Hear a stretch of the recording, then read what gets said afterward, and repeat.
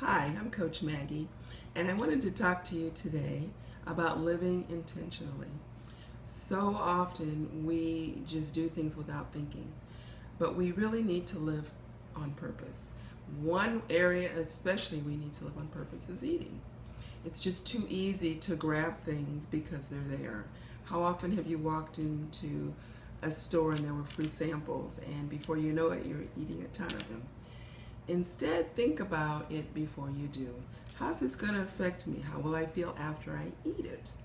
And so it's important to really think consciously, to think ahead, to move forward and think, okay, should I go ahead and have this?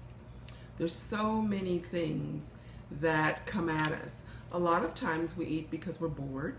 Sometimes we eat because we're stressed. Maybe it's loneliness. The best way to handle that is to really stop and think, why am I wanting this? If you're hungry, get something to eat, but something good. If you're not hungry and yet you're tempted to grab something, there's a good chance there's an underlying thing going on, and we need to take a look at that. One of the things I think that's important is to think ahead and to think, how is this going to affect me? How am I going to feel after?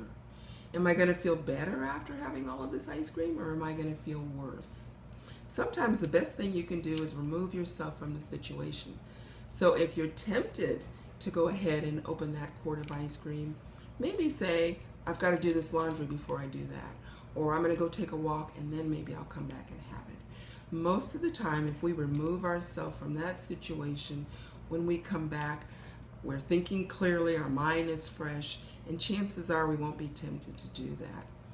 So what are ways that you handle stressful situations? Do you live intentionally? Think about it and let me know at Coach Maggie.